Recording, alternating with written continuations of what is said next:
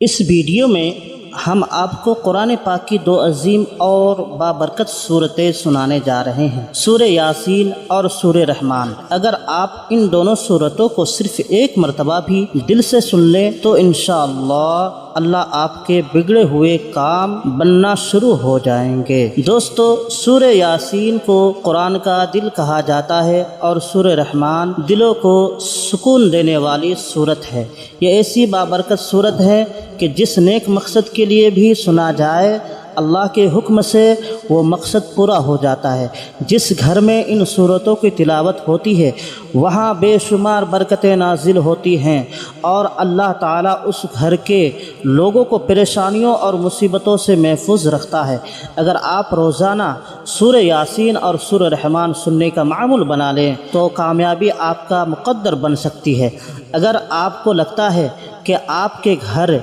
या कारोबार पर किसी का नज़र है, रिज़्क़ में तंगी है, तो अपने घर या दुकान में इन सूरतों को चलाएं। इंशाअल्लाह बुरी नज़र, जादू और दिगर मनफी असरात ख़त्म हो जाएंगे और रिज़्क़ में बेपनाह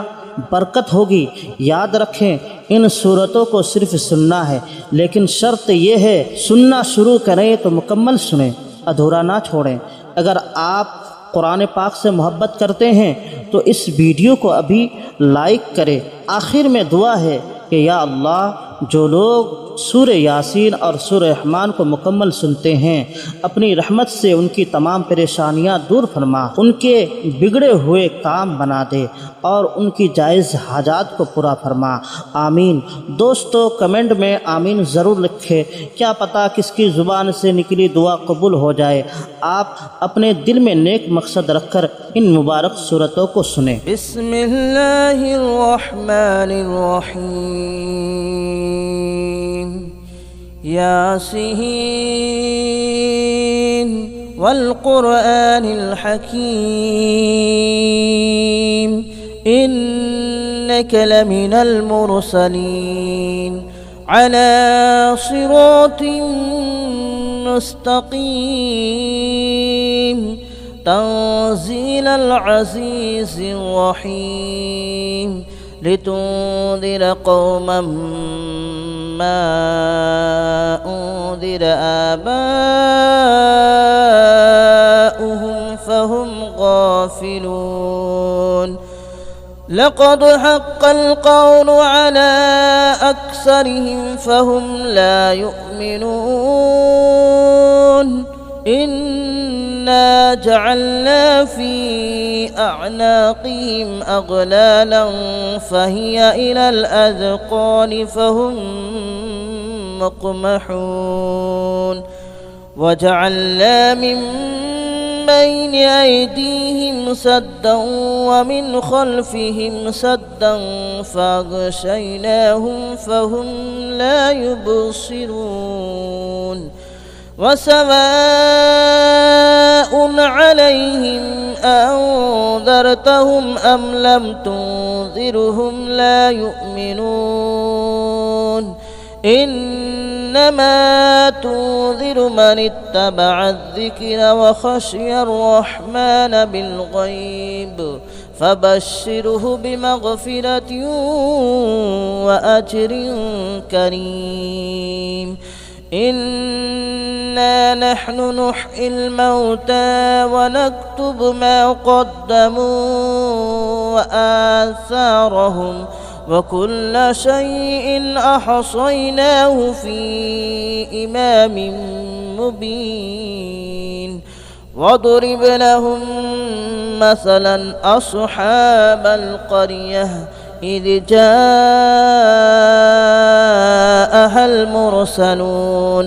إذ أرسلنا إليهم اثنين فكذبوهما فعززنا بثالث فقالوا إنا إليكم مرسلون قالوا ما أنتم إلا بشر مثلنا وما أنزل الرحمن من شيء إن أنتم إلا تكذبون قالوا ربنا يعلم إنا إليكم لمرسلون وما علينا إلا البلاغ المبين قالوا إنا تطيرنا بكم لئن لم تنتهوا لنرجمنكم وليمسنكم منا عذاب أليم قالوا طائركم معكم أئن ذكرتم بل أنتم قوم مسرفون وجاء من أقصى المدينة رجل يسعى قال يا قوم اتبعوا المرسلين اتبعوا من لا يسألكم أجرا وهم مهتدون وما لي لا أعبد الذي فطرني وإليه ترجعون أأتخذ من دونه آلهة إن يردني الرحمن بضر لا تغن عني شفاءتهم شيئا ولا ينقذون إني إذا لفي ضلال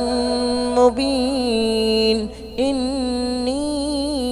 آمنت بربكم فاسمعون قيل ادخل الجنة قال يا ليت قومي يعلمون بما غفر لي ربي وجعلني من المكرمين وما أنزلنا على قومه من بعده من جود من السماء وما كنا منزلين إن كانت إلا صيحة واحدة فإذا هم خامدون يا حسرة على العباد ما يأتيهم من رسول إلا كانوا به يستهزئون ألم يروا كم أهلكنا قبلهم من القرون أنهم إليهم لا يرجعون وإن كل لما جميع لدينا محضرون وآية لهم الأرض الميتة أحييناها وأخرجنا منها حبا فمنه يأكلون وجعلنا فيها جنات من نخيل وأعناب وفجرنا فيها من العيون ليأكلوا من ثمره وما عملته أيديهم أفلا يشكرون سبحان الذي خلق الأزواج كلها مما تنبت الأرض ومن أنفسهم ومما لا يعلمون وآية لهم الليل نسلخ منه النهار فإذا هم مظلمون والشمس تجري لمستقر لها ذلك تقدير العزيز العليم والقمر قدرناه منازل حتى عاد كالعرجون القديم لا الشمس ينبغي لها أن تدرك القمر ولا الليل سابق النهار وكل في فلك يسبحون وآية لهم ألا حملنا ذريتهم في الفلك المشحون وخلقنا لهم من مثله ما يركبون وإن نشأ نغرقهم فلا صريخ لهم ولا هم ينقذون إلا رحمة منا ومتاعا إلى حين وإذا قيل لهم اتقوا ما بين أيديكم وما خلفكم لعلكم ترحمون وما تأتيهم من آية من آيات ربهم إلا كانوا عنها معرضين وإذا قيل لهم أنفقوا مما رزقكم الله قال الذين كفروا للذين آمنوا أنطعم من لو يشاء الله أطعمه إن أنتم إلا في ضلال مبين ويقولون متى هذا الوعد إن كنتم صادقين ما ينظرون إلا صيحة واحدة تأخذهم وهم يخصمون فلا يستطيعون توصية ولا إلى أهلهم يرجعون ونفخ في الصور فإذا هم من الأجداث إلى ربهم ينسلون قالوا يا ويلنا من بعثنا من مرقدنا هذا ما وعد الرحمن وصدق المرسلون إن كانت إلا صيحة واحدة فإذا هم جميع لدينا محضرون فاليوم لا تظلم نفس شيئا ولا تجزون إلا ما كنتم تعملون إن أصحاب الجنة اليوم في شغل فاكهون هم وأزواجهم في ظلال على الأرائك متكئون لهم فيها فاكهة ولهم ما يدعون سلام قولا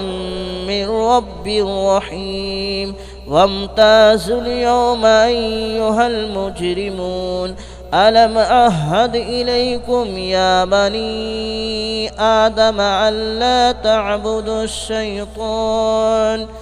ألم أعهد إليكم يا بني آدم ألا تعبدوا الشيطان إنه لكم عدو مبين وأن اعبدوني هذا صراط مستقيم ولقد أضل منكم جبلا كثيرا أفلم تكونوا تعقلون هذه جهنم التي كنتم توعدون اصلوها اليوم بما كنتم تكفرون اليوم نختم على أفواههم وتكلمنا أيديهم وتشهد أرجلهم بما كانوا يكسبون ولو نشاء لتمسنا على أعينهم فاستبقوا الصراط فأنى يبصرون ولو نشاء لمسخناهم على مكانتهم فما استطاعوا مضيا ولا يرجعون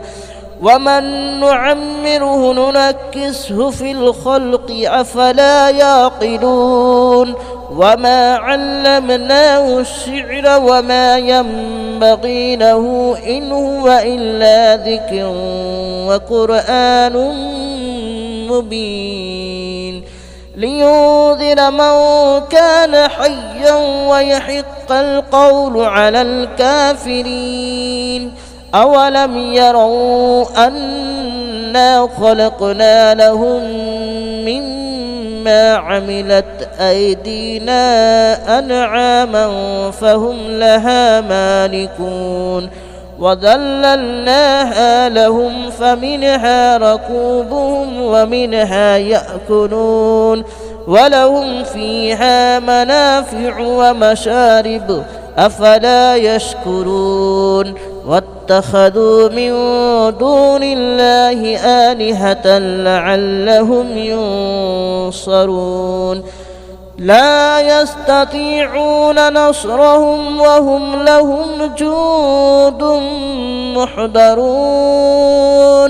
فلا يحزنك قولهم إنا نعلم ما يسرون وما يعلنون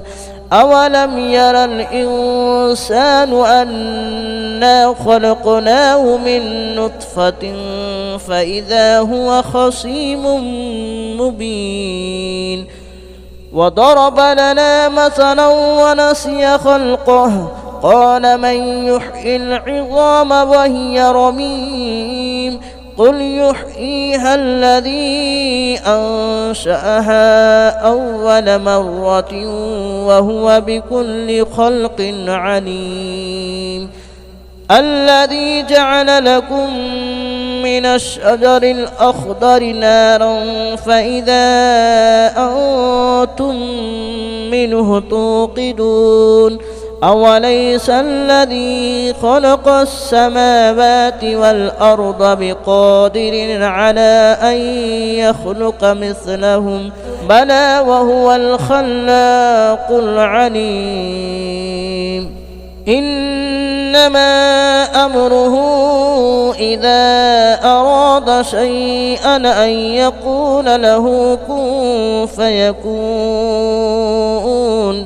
فسبحان الذي بيده ملكوت كل شيء وإليه ترجعون بسم الله الرحمن الرحيم الرحمن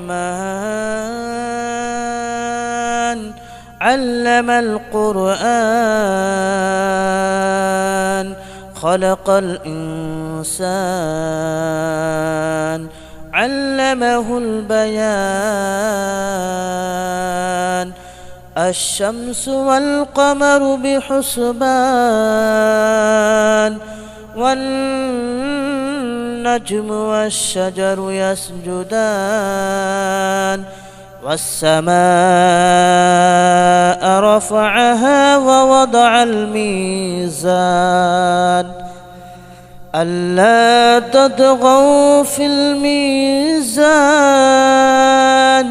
وأقيموا الوزن بالقسط ولا تخسروا الميزان والأرض وضعها للأنام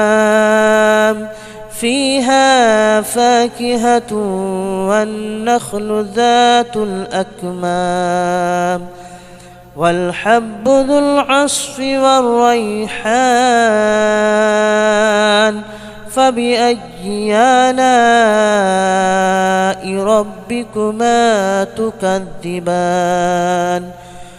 خلق الإنسان من صلصال كالفخار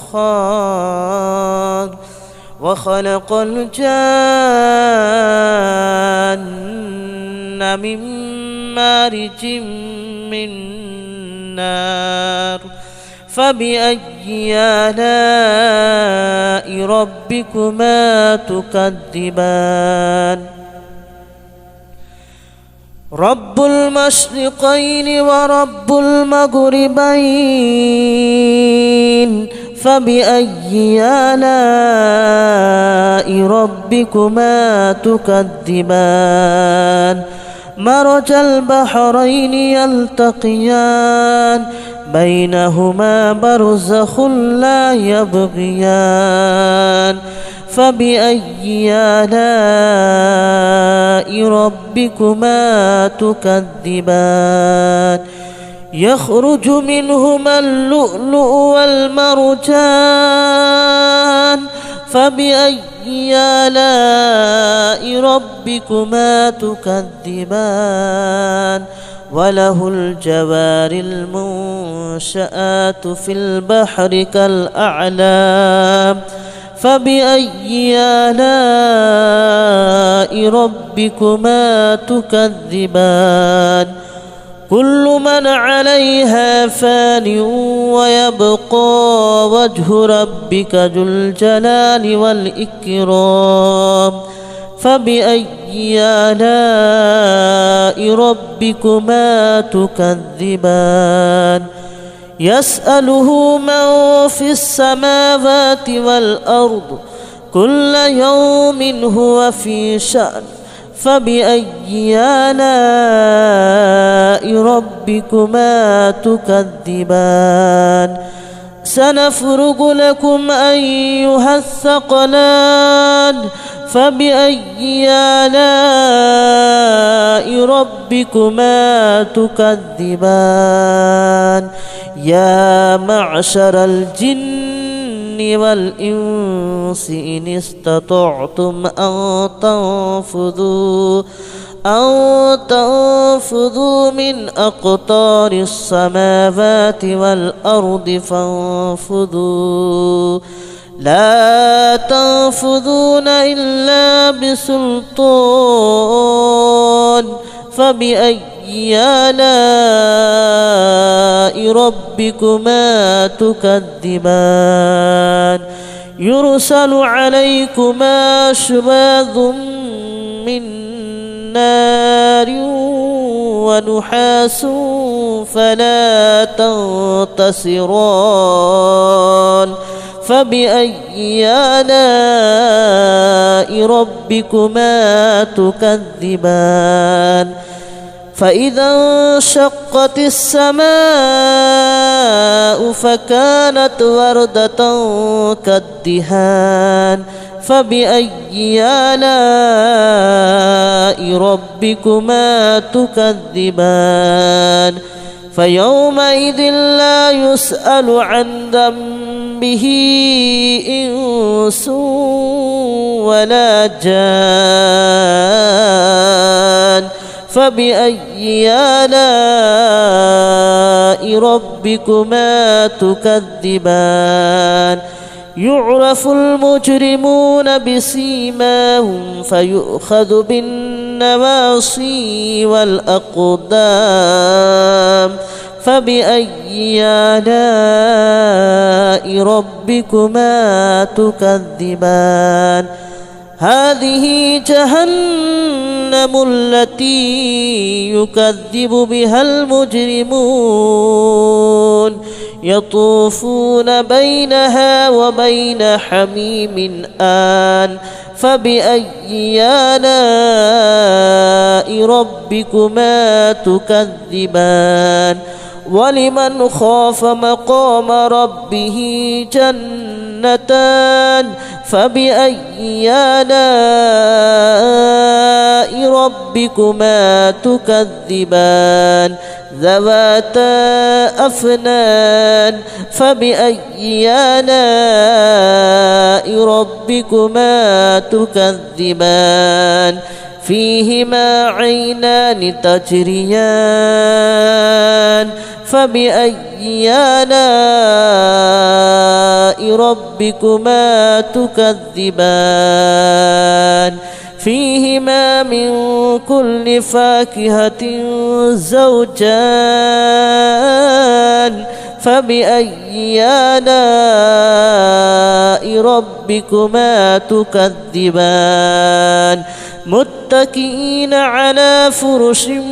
بطائنها من استبرق وجنى الجنتين دان فبأي آلاء ربكما تكذبان فيهن قاصرات الطرف لم يطمثهن إنس قبلهم ولا جان فبأي آلاء ربكما تكذبان كأنهن الياقوت والمرجان فبأي آلاء ربكما تكذبان هل جزاء الإحسان إلا الإحسان فبأي آلاء ربكما تكذبان ومن دونهما جنتان فبأي آلاء ربكما تكذبان مدهامتان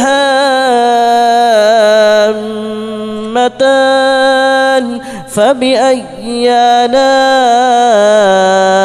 ربكما تكذبان فيهما عينان نضاختان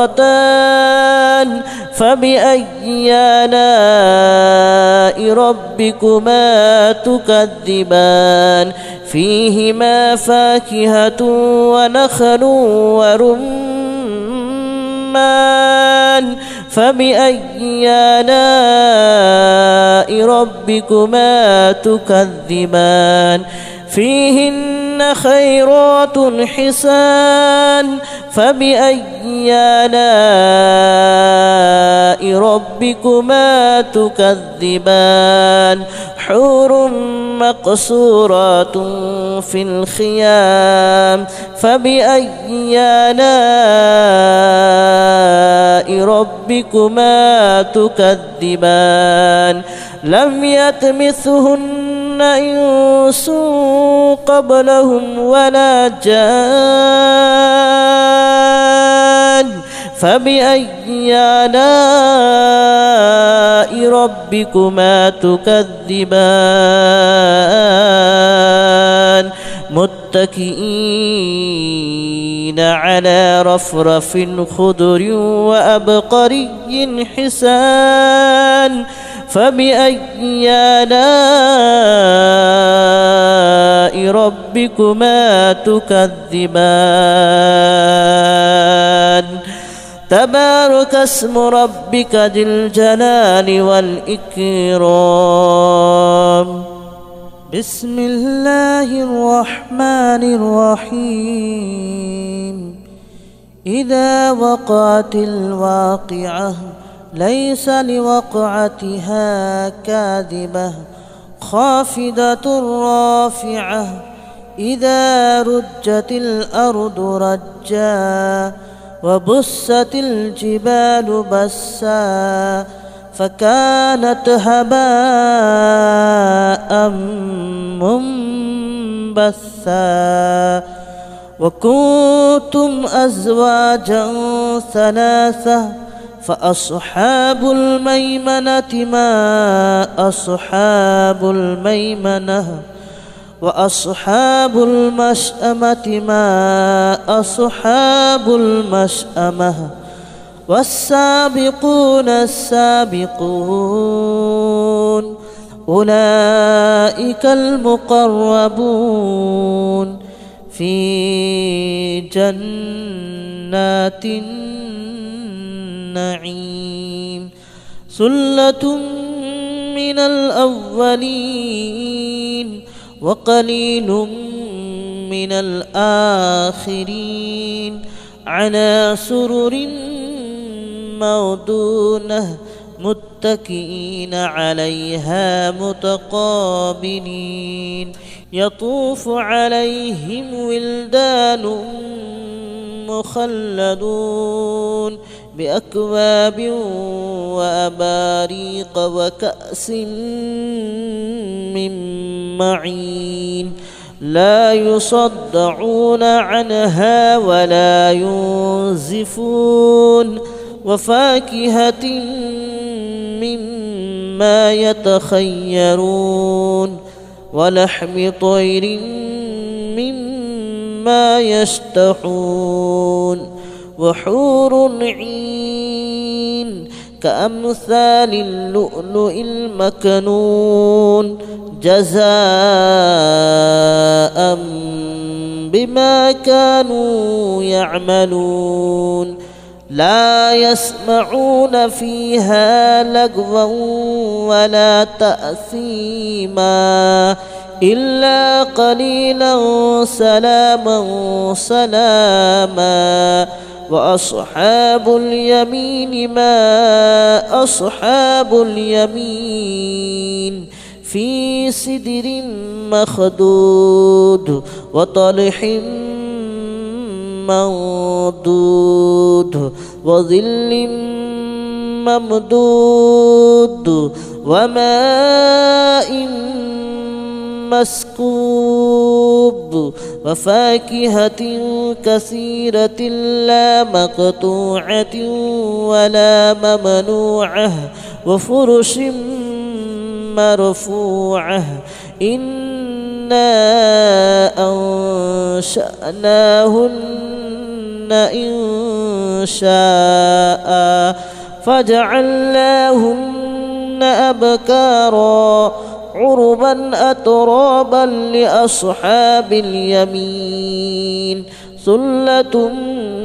من الأولين وثلة من الآخرين وأصحاب الشمال ما أصحاب الشمال في سموم وحميم وظل من يحموم لا بارد ولا كريم إنهم كانوا قبل ذلك مترفين وكانوا يصرون على الحنث العظيم وكانوا يقولون أئذا متنا وكنا ترابا وعظاما أئنا لمبعوثون أو آباؤنا الأولون قل إن الأولين والآخرين لمجموعون إلى ميقات يوم معلوم ثم إنكم أيها الضالون المكذبون لآكلون من شجر من زقوم فمالئون منها البطون فشاربون عليه من الحميم فشاربون شرب الحميم هذا نزلهم يوم الدين نحن خلقناكم فلولا تصدقون أفرأيتم ما تمنون أأنتم تخلقونه أم نحن الخالقون نحن قدرنا بينكم الموت وما نحن بمسبوقين على أن نبدل أمثالكم وننشئكم فيما لا تعلمون ولقد علمتم النشأة الأولى فلولا تذكرون أفرأيتم ما تحرثون أأنتم تزرعونه أم نحن الزارعون لو نشاء لجعلناه هطاما فظلتم تفكهون إنا لمغرمون بل نحن محرومون أفرأيتم الماء الذي تشربون أأنتم أنزلتموه من المزن أم نحن المنزلون لو نشاء جعلناه أجاجا فلولا تشكرون أفرأيتم النار التي تورون أأنتم أنشأتم شجرتها أم نحن المنشئون نحن جعلناها تذكرة ومتاعا للمتقين نحن جعلناها تذكرة ومتاعا للمقوين فسبح باسم ربك العظيم فلا أقسم بمواقع النجوم وإنه لقسم لو تعلمون عظيم إنه لقرآن كريم في كتاب مكنون لا يمسه إلا المطهرون تنزيل من رب العالمين أفبهذا الحديث أنتم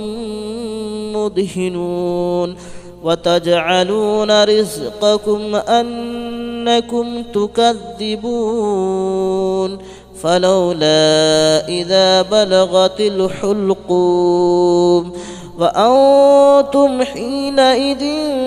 تنظرون ونحن أقرب إليه منكم ولكن لا تبصرون فلولا إن كنتم غير مدينين ترجعونها إن كنتم صادقين فأما إن كان من المقربين فروح وريحان وجنة نعيم وأما إن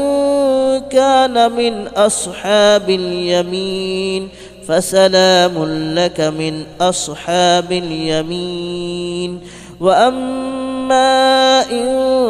كان من المكذبين الضالين فنزل من حميم وتصلية جحيم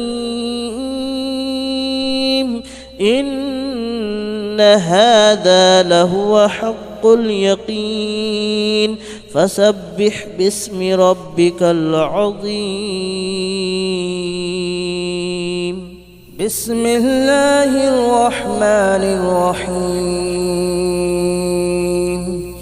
ياسين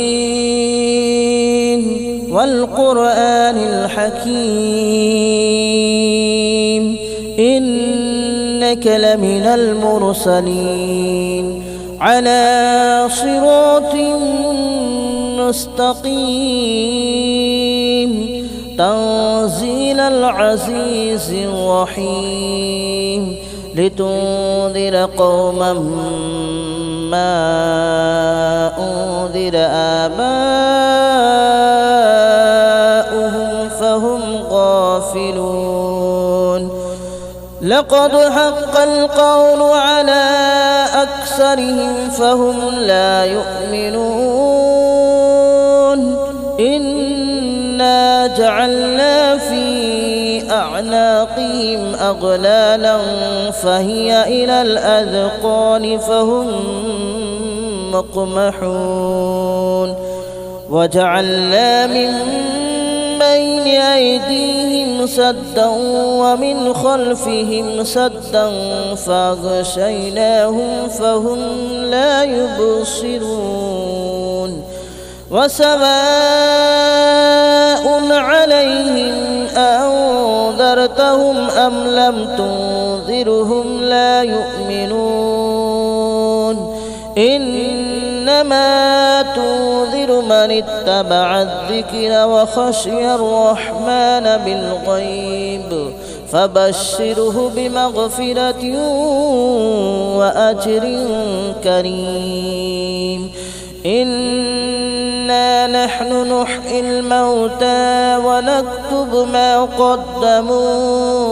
وآثارهم وكل شيء أحصيناه في إمام مبين. واضرب لهم مثلا أصحاب القرية إذ جاءها المرسلون إذ أرسلنا إليهم اثنين فكذبوهما فعززنا بثالث فقالوا إنا إليكم مرسلون. قالوا ما أنتم إلا بشر مثلنا وما أنزل الرحمن من شيء إن أنتم إلا تكذبون. قالوا ربنا يعلم إنا إليكم لمرسلون وما علينا إلا البلاغ المبين.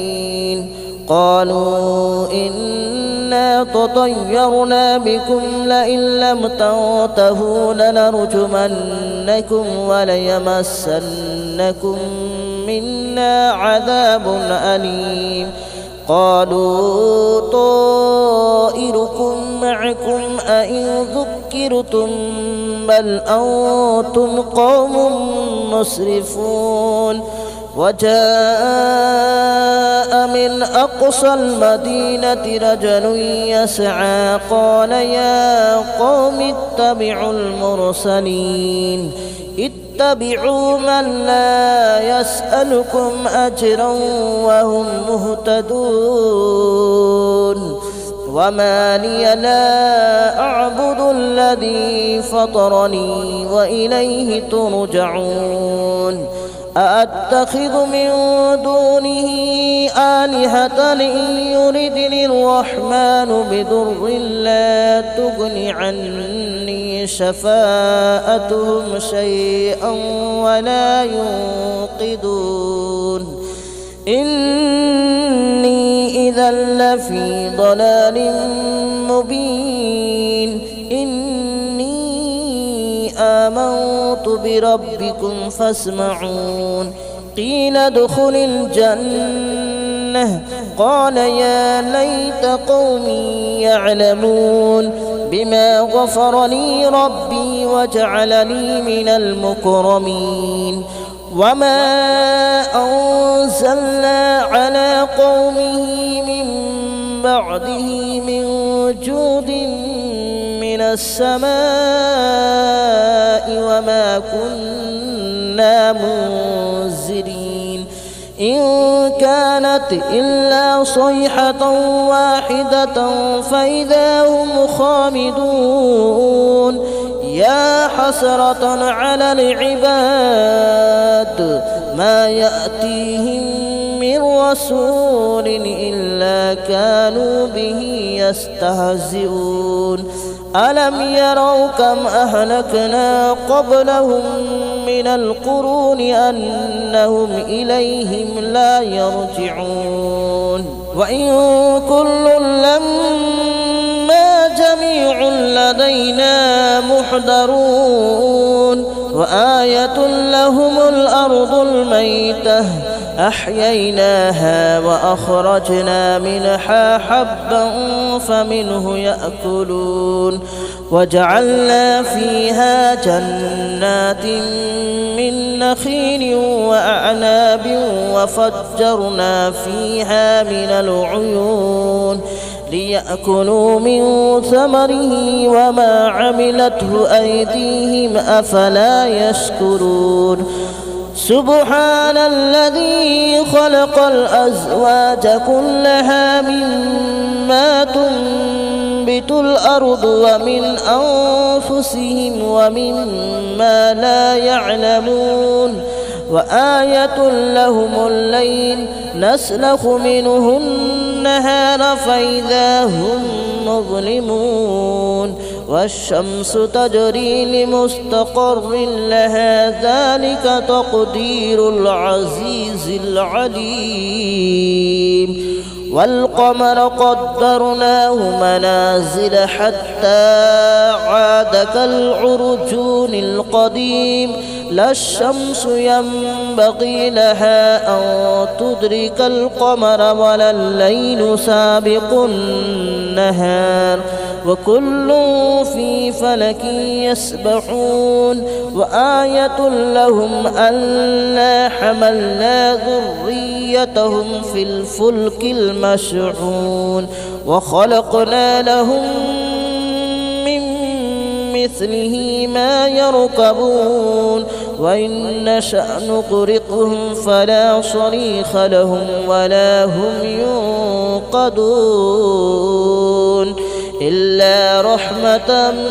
منا ومتاعا إلى حين وإذا قيل لهم اتقوا ما بين أيديكم وما خلفكم لعلكم ترحمون وما تأتيهم من آية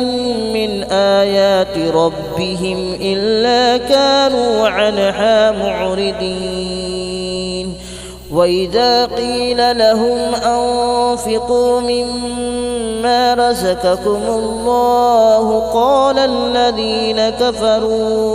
قال الذين كفروا للذين آمنوا أنطعم من لو يشاء الله أطعمه إن أنتم إلا في ضلال مبين ويقولون متى هذا الوعد إن كنتم صادقين ما ينظرون إلا صيحة واحدة تأخذهم وهم يخصمون فلا يستطيعون توصية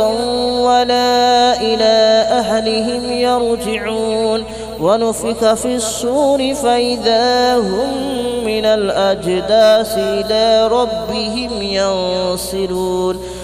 قالوا يا ويلنا من بعثنا من مرقدنا هذا ما وعد الرحمن وصدق المرسلون إن كانت إلا صيحة واحدة فإذا هم جميع لدينا محضرون فاليوم لا تظلم نفس شيئا ولا تجزون إلا ما كنتم تعملون إن أصحاب الجنة اليوم في شغل فاكهون هم وأزواجهم في ظلال على الأرائك متكئون لهم فيها فاكهة ولهم ما يدعون سلام قولا من رب رحيم وامتازوا اليوم أيها المجرمون ألم أعهد إليكم يا بني آدم ألا تعبدوا الشيطان ألم أعهد إليكم يا بني آدم ألا تعبدوا الشيطان إنه لكم عدو مبين وأن اعبدوني هذا صراط مستقيم ولقد أضل منكم جبلا كثيرا أفلم تكونوا تعقلون هذه جهنم التي كنتم توعدون اصلوها اليوم بما كنتم تكفرون اليوم نختم على أفواههم وتكلمنا أيديهم وتشهد أرجلهم بما كانوا يكسبون ولو نشاء لطمسنا على أعينهم فاستبقوا الصراط فأنى يبصرون ولو نشاء لمسخناهم على مكانتهم فما استطاعوا مضيا ولا يرجعون ومن نعمره ننكسه في الخلق أفلا يعقلون وما علمناه الشعر وما ينبغي له إن هو إلا ذكر وقرآن مبين لينذر من كان حيا ويحق القول على الكافرين أولم يروا أنا خلقنا لهم مما عملت أيدينا أنعاما فهم لها مالكون وذللناها لهم فمنها ركوبهم ومنها يأكلون ولهم فيها منافع ومشارب أفلا يشكرون واتخذوا من دون الله آلهة لعلهم ينصرون لا يستطيعون نصرهم وهم لهم جند محضرون فلا يحزنك قولهم إنا نعلم ما يسرون وما يعلنون أولم يرى الإنسان أنا خلقناه من نطفة فإذا هو خصيم مبين وضرب لنا مثلا ونسي خلقه قال من يحيي العظام وهي رميم قل يحييها الذي أنشأها أول مرة وهو بكل خلق عليم الذي جعل لكم من الشجر الأخضر نارا فإذا أنتم منه توقدون أوليس الذي خلق السماوات والأرض بقادر على أن يخلق مثلهم بلى وهو الخلاق العليم إنما أمره إذا أراد شيئا أن يقول له كن فيكون فسبحان الذي بيده ملكوت كل شيء وإليه ترجعون بسم الله الرحمن الرحيم الرحمن علم القرآن خلق الإنسان علمه البيان الشمس والقمر بحسبان والنجم والشجر يسجدان والسماء رفعها ووضع الميزان ألا تطغوا في الميزان وأقيموا الوزن بالقسط ولا تخسروا الميزان والأرض وضعها للأنام فيها فاكهة والنخل ذات الأكمام والحب ذو العصف والريحان فبأي آلاء ربكما تكذبان خلق الإنسان من صلصال كالفخار وخلق الجان من مارج من نار فبأي آلاء ربكما تكذبان رب المشرقين ورب المغربين فبأي آلاء ربكما تكذبان مرج البحرين يلتقيان بينهما برزخ لا يبغيان فبأي آلاء ربكما تكذبان يخرج منهما اللؤلؤ والمرجان فبأي آلاء ربكما تكذبان وله الجوار المنشآت في البحر كالأعلام فبأي آلاء ربكما تكذبان كل من عليها فان ويبقى وجه ربك ذو الجلال والإكرام فبأي آلاء ربكما تكذبان يسأله من في السماوات والأرض كل يوم هو في شأن فبأي آلاء ربكما تكذبان سنفرغ لكم أيها الثقلان فبأي آلاء ربكما تكذبان يا معشر الجن والإنس إن استطعتم أن تنفذوا من أقطار السماوات والأرض فانفذوا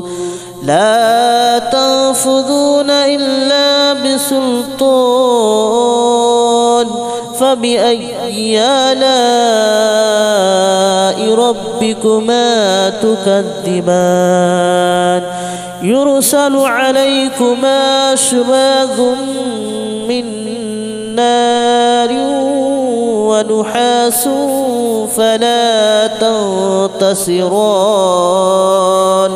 فبأي آلاء ربكما تكذبان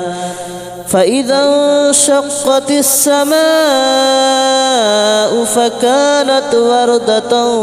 كالدهان فبأي آلاء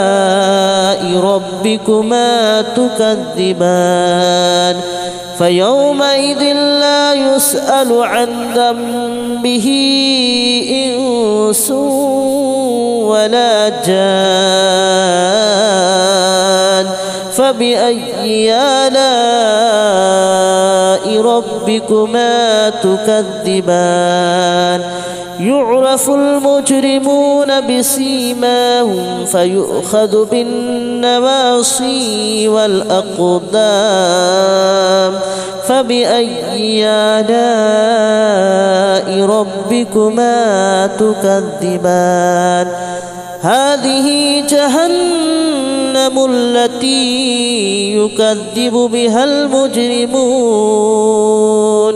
يطوفون بينها وبين حميم آن فبأي آلاء ربكما تكذبان ولمن خاف مقام ربه جنتان فبأي آلاء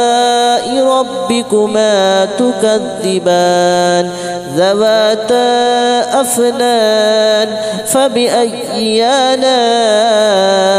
ربكما تكذبان فيهما عينان تجريان فبأي آلاء ربكما تكذبان فيهما من كل فاكهة زوجان فبأي آلاء ربكما تكذبان متكئين على فرش مطائنها من استبرق وجنى الجنتين دان فبأي آلاء ربكما تكذبان فيهن قاصرات الطرف لم يطمثهن إنس قبلهم ولا جان فبأي آلاء ربكما تكذبان كأنهن الياقوت والمرجان فبأي آلاء ربكما تكذبان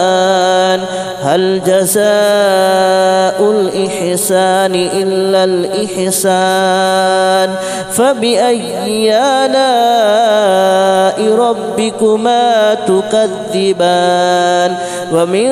دونهما جنتان فبأي آلاء ربكما تكذبان مدهامتان فبأي آلاء ربكما تكذبان فيهما عينان نضاختان فبأي آلاء ربكما تكذبان فيهما فاكهة ونخل ورمان فبأي آلاء ربكما تكذبان فيهن خيرات حسان فبأي آلاء ربكما تكذبان حور مقصورات في الخيام فبأي آلاء ربكما تكذبان لم يطمثهن إنس قبلهم ولا جان فبأي آلاء ربكما تكذبان متكئين على رفرف خضر وأبقري حسان فبأي آلاء ربكما تكذبان تبارك اسم ربك ذي الجلال والإكرام بسم الله الرحمن الرحيم إذا وقعت الواقعة ليس لوقعتها كاذبة خافضة رافعة إذا رجت الأرض رجا وبست الجبال بسا فكانت هباء منبثا وكنتم أزواجا ثلاثة فأصحاب الميمنة ما أصحاب الميمنة وأصحاب المشأمة ما أصحاب المشأمة والسابقون السابقون أولئك المقربون في جنات النعيم ثلة من الأولين وقليل من الآخرين على سرر موضونة متكئين عليها متقابلين يطوف عليهم ولدان مخلدون بأكواب وأباريق وكأس من معين لا يصدعون عنها ولا ينزفون وفاكهة مما يتخيرون ولحم طير مما يشتهون وحور عين كأمثال اللؤلؤ المكنون جزاء بما كانوا يعملون لا يسمعون فيها لغوا ولا تأثيما إلا قليلا سلاما سلاما وأصحاب اليمين ما أصحاب اليمين في سدر مخضود وطلح منضود وظل ممدود وماء مسكوب وفاكهة كثيرة لا مقطوعة ولا ممنوعة وفرش مرفوعة إنا أنشأناهن إن شاء فجعلناهن أبكارا عربا أترابا لأصحاب اليمين ثلة من الأولين وثلة من الآخرين وأصحاب الشمال ما أصحاب الشمال في سموم وحميم وظل من يحموم لا بارد ولا كريم إنهم كانوا قبل ذلك مترفين وكانوا يصرون على الحنث العظيم وكانوا يقولون أئذا متنا وكنا ترابا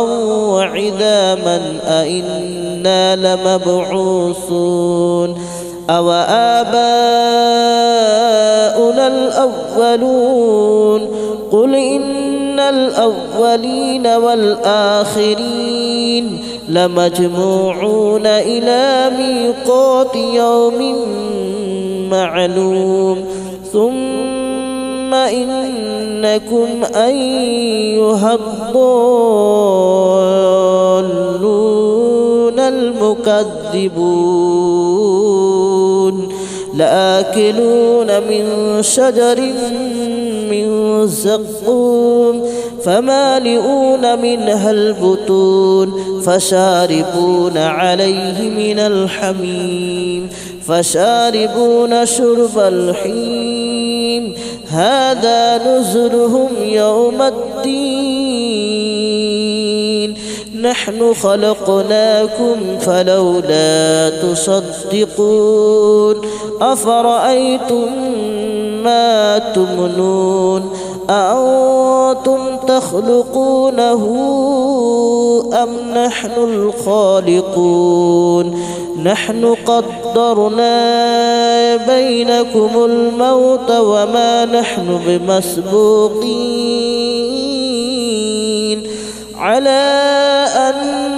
نبدل أمثالكم وننشئكم فيما لا تعلمون ولقد علمتم النشأة الأولى فلولا تذكرون أفرأيتم ما تحرثون أأنتم تزرعونه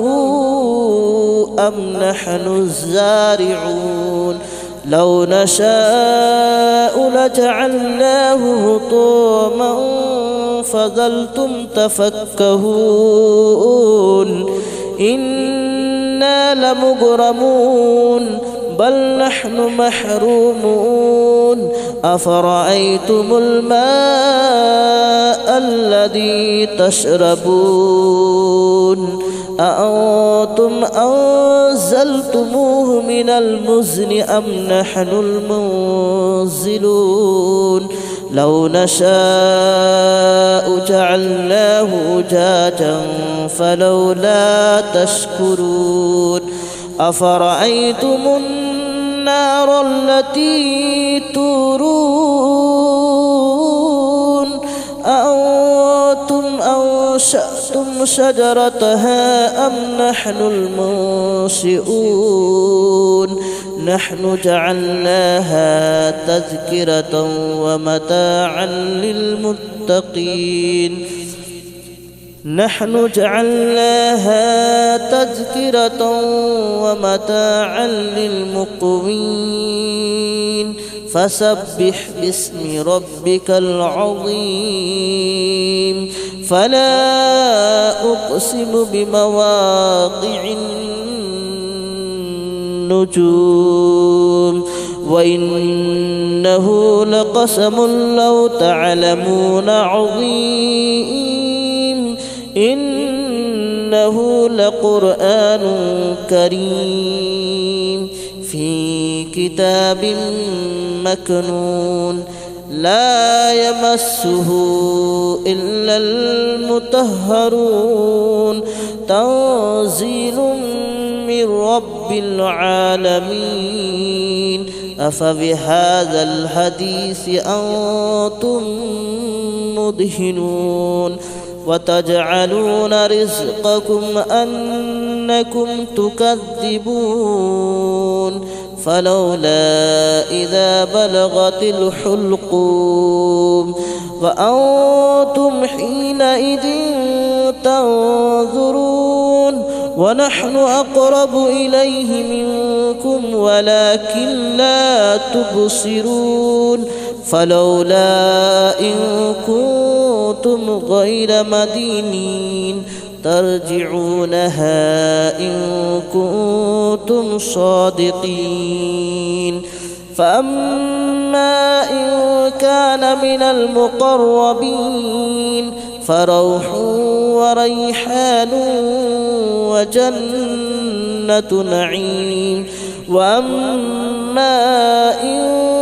كان من أصحاب اليمين فسلام لك من أصحاب اليمين وأما إن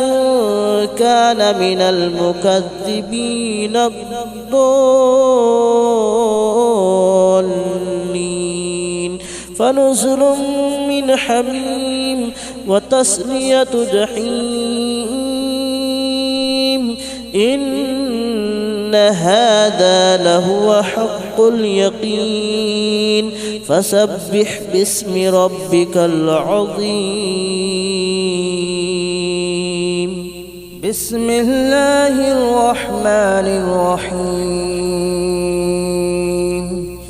ياسين والقرآن الحكيم إنك لمن المرسلين على صراط مستقيم تنزيل العزيز الرحيم لتنذر قوما ما أنذر آباؤهم فهم غافلون لقد حق القول على أكثرهم فهم لا يؤمنون إنا جعلنا في أعناقهم أغلالا فهي إلى الأذقان فهم مقمحون وجعلنا من بين أيديهم سدا ومن خلفهم سدا فأغشيناهم فهم لا يبصرون وسواء عليهم أنذرتهم أم لم تنذرهم لا يؤمنون إنما تنذر من اتبع الذكر وخشي الرحمن بالغيب فبشره بمغفرة وأجر كريم إنا نحن نحيي الموتى ونكتب ما قدموا وآثارهم وكل شيء أحصيناه في إمام مبين واضرب لهم مثلا أصحاب القرية إذ جاءها المرسلون إذ أرسلنا إليهم اثنين فكذبوهما فعززنا بثالث فقالوا إنا إليكم مرسلون قالوا ما أنتم إلا بشر مثلنا وما أنزل الرحمن من شيء إن أنتم إلا تكذبون قالوا ربنا يعلم إنا إليكم لمرسلون وما علينا إلا البلاغ المبين قالوا إنا تطيرنا بكم لئن لم تنتهوا لنرجمنكم وليمسنكم منا عذاب أليم قالوا طائركم معكم أئن ذكرتم بل أنتم قوم مسرفون وجاء من أقصى المدينة رجل يسعى قال يا قوم اتبعوا المرسلين اتبعوا من لا يسألكم أجرا وهم مهتدون وما لي لا أعبد الذي فطرني وإليه ترجعون أأتخذ من دونه آلهة إن يردني الرحمن بضر لا تغن عني شفاءتهم شيئا ولا ينقذون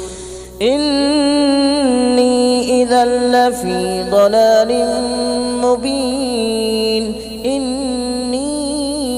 آمنت بربكم فاسمعون قيل ادخل الجنة قال يا ليت قومي يعلمون بما غفر لي ربي وجعلني من المكرمين وما أنزلنا على قومه من بعده من جود من السماء وما كنا منزلين إن كانت إلا صيحة واحدة فإذا هم خامدون يا حسرة على العباد ما يأتيهم من رسول إلا كانوا به يستهزئون ألم يروا كم أهلكنا قبلهم من القرون أنهم إليهم لا يرجعون وإن كل لما جميع لدينا محضرون وآية لهم الأرض الميتة أحييناها وأخرجنا منها حبا فمنه يأكلون وجعلنا فيها جنات من نخيل وأعناب وفجرنا فيها من العيون ليأكلوا من ثمره وما عملته أيديهم أفلا يشكرون سبحان الذي خلق الأزواج كلها مما تنبت الأرض ومن أنفسهم ومما لا يعلمون وآية لهم الليل نسلخ منه النهار فإذا هم مظلمون والشمس تجري لمستقر لها ذلك تقدير العزيز العليم والقمر قدرناه منازل حتى عاد كالعرجون القديم لا الشمس ينبغي لها أن تدرك القمر ولا الليل سابق النهار وكل في فلك يسبحون وآية لهم ألا حملنا ذريتهم في الفلك المشحون وخلقنا لهم من مثله ما يركبون وإن نشأ نغرقهم فلا صريخ لهم ولا هم ينقذون إلا رحمة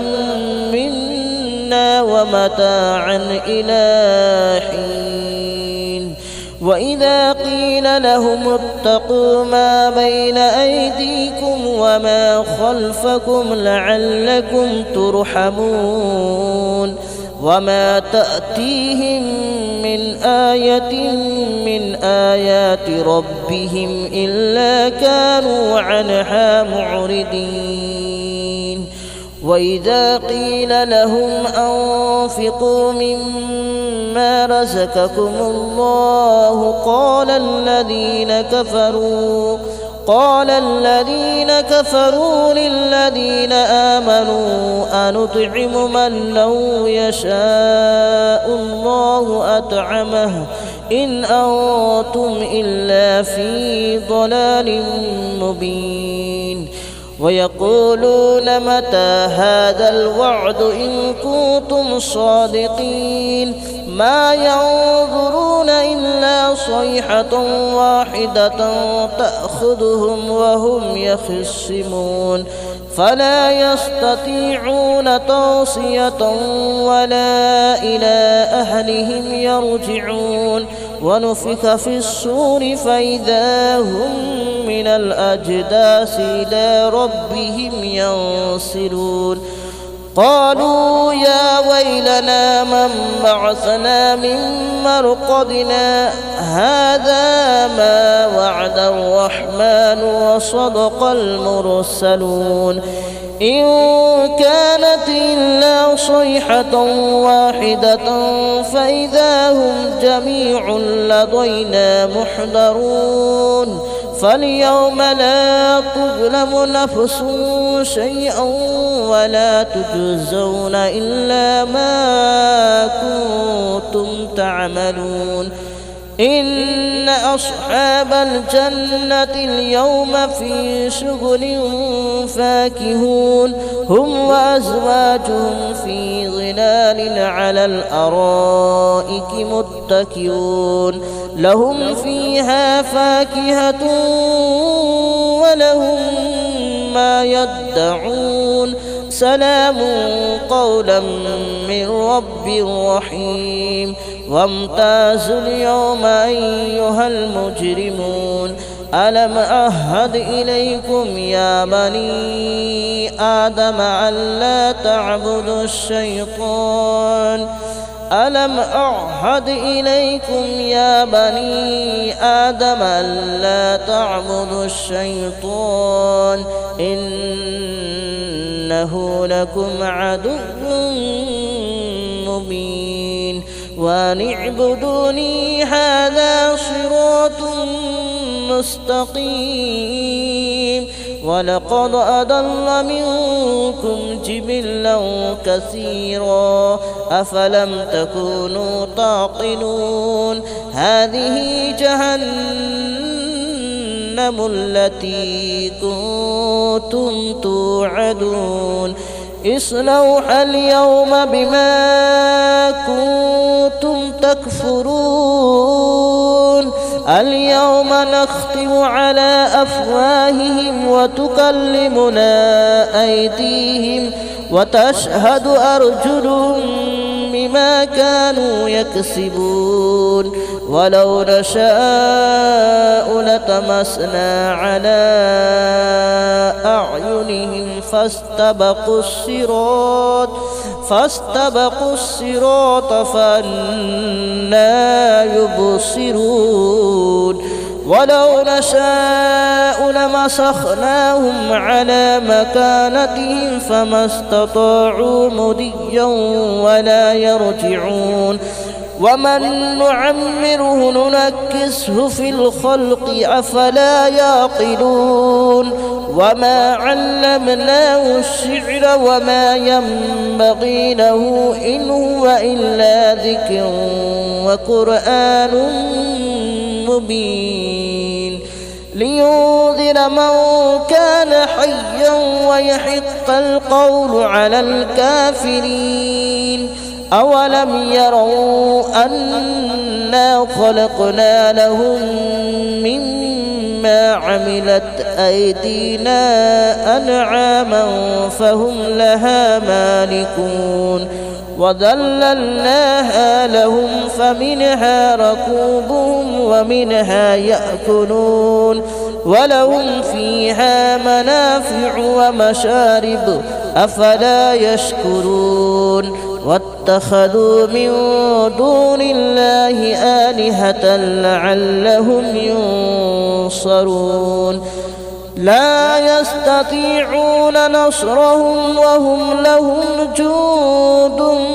محضرون فلا يحزنك قولهم إنا نعلم ما يسرون وما يعلنون أولم يرى الإنسان أنا خلقناه من نطفة فإذا هو خصيم مبين وضرب لنا مثلا ونسي خلقه قال من يحيي العظام وهي رميم قل يحييها الذي أنشأها أول مرة وهو بكل خلق عليم الذي جعل لكم من الشجر الأخضر نارا فإذا أنتم منه توقدون أوليس الذي خلق السماوات والأرض بقادر على أن يخلق مثلهم بلى وهو الخلاق العليم إنما أمره إذا أراد شيئا أن يقول له كن فيكون فسبحان الذي بيده ملكوت كل شيء وإليه ترجعون بسم الله الرحمن الرحيم الرحمن علم القرآن خلق الإنسان علمه البيان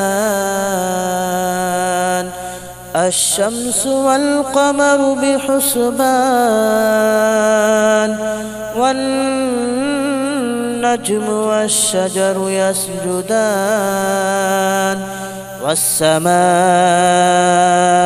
رفعها ووضع الميزان